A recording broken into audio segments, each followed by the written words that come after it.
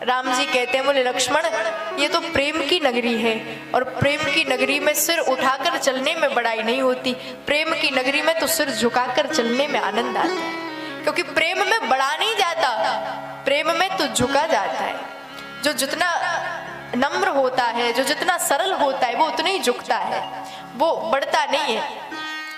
जैसे बरसई जलद भूम नियराई, जब तक बादल में जल नहीं होता तब तक ऊपर ऊपर उड़ता है, लेकिन जैसे उसमें जल भर जाता है, जब सभी प्रकार से वो विद्यावान हो जाता है, सामर्थ्यवान हो जाता है, जैसी वजन आ जाता है, तो फिर वो ऊपर ऊपर नहीं उड़ता, वो झुक जाता है। तो राम जी लक्ष्मण को कह रहे हैं यहाँ तो झुकने में ही भलाई है।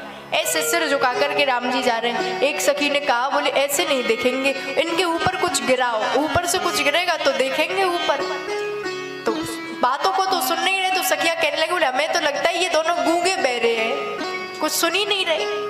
अच्छा, गूंगे बहरों को इशारा किया जाता है, तो अब सखियों ने क्या किया, हिये बरसई हिये हरसई बरसई सुमन सुमुख सुलोचन वृंद, जाहे जहां जह बंद दुई तह तह परमानंद। सखियों ने पुष्पों की पंखुड़ी की और हिये हरसई बरसई सुमन, पुष्प बरसा रहे हैं। अच्छा, तुलसीदास जी का एक और भाव है कि केवल पुष्प नहीं बरस रहे, मानो सखियों ने हर्षित हृदय से अपने मन को ही बरसई सुमन, अपने मन को ही भगवान पर बरसा दिया हो। क्योंकि मन यदि कहीं न्यौछावर करना है तो उसके लिए तो केवल और केवल जाहे जहां जहां बंधु दो, वही है जहां पर दोनों राम और लक्ष्मण बंधु जा रहे हो, तह तह परम आनंद। ऐसी सखियों ने पुष्प वर्षा की, और पुष्प वर्षा करके ये भी बता दिया कि तुम दोनों को अपनी शोभा का, अपनी सुंदरता का बड़ा गुमान है। तो पुष्प वर्षा के कह दिया, बोले रघुनाथ गर्व करो नहीं रघुनंदन जन मन माह, अपने मन में गर्व मत करो कि तुम बहुत सुंदर हो।